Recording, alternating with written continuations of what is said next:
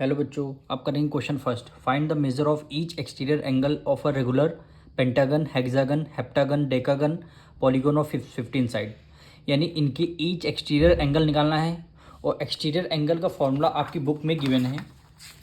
यानी ये देखिए, ईच एक्सटीरियर एंगल आप कैसे निकालेंगे? 360 अपॉन एन। एन का मतलब है जितनी साइड्स होंगी उतने से आपको डिवाइड देना है 360 को। तो ऐसे आपका ईच एक्सटीरियर एंगल आपका आंसर निकल के आ जाएगा। अब इसमें हम करते हैं, जैसे हमारी साइड क्या है, पेंटागन है। पेंटागन में कितनी साइड्स होती है? 5 साइड्स होती हैं। तो 360 अपॉन 5 कर देंगे तो आपका ईच एक्सटीरियर एंगल निकल के आ जाएगा।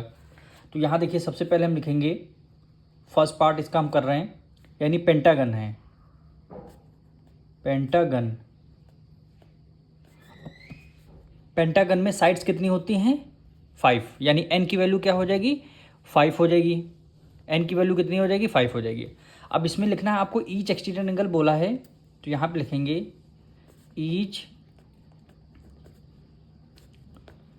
Exterior angle. Each exterior angle pentagon का कितना आएगा? फॉर्मूला क्या है? 360 डिवाइडेड बाय कितना है? एन। एन का मतलब है पेंटागन में कितनी साइड्स होती हैं। तो यहाँ पे लिख देंगे 360।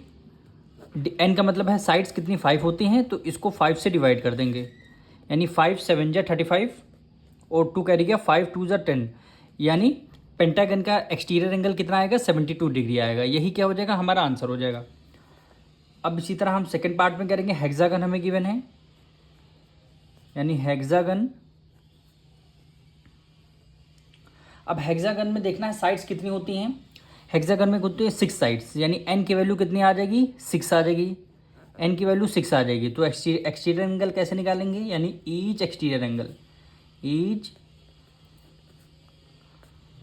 Exterior angle. एक्सटीरियर एंगल कैसे? फॉर्मूला क्या है? 360 डिग्री अपॉन एन। एन का मतलब है हेक्सागन में कितनी साइड्स हैं। अब इसको डिवाइड कर देंगे। 360 डिवाइडेड बाय एन की वैल्यू कितनी आई? 6 आई है। 6 1 जा 6, 6 6 जा 36। यानी 60 डिग्री कितना आ गया? 60 डिग्री ईच एक्सटीरियर एंगल आ गया। सेकंड पार्ट का यही आपका आंसर हो जाएगा।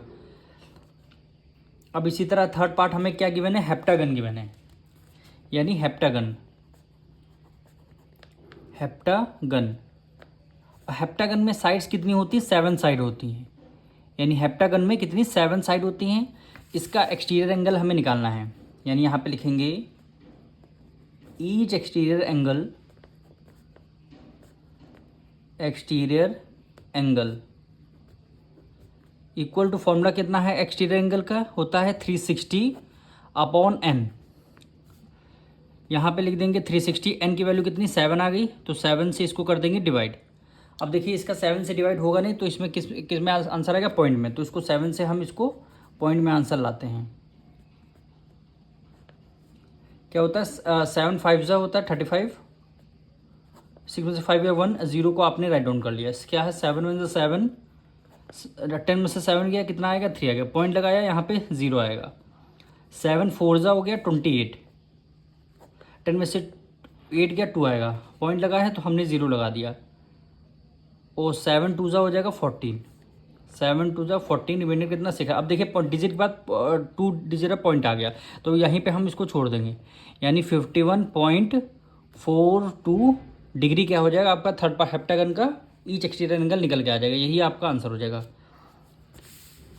अब हमारा फोर्थ पार्ट में क्या गिवन है? फोर्थ पार्ट हमारा गिवन है डेकागन।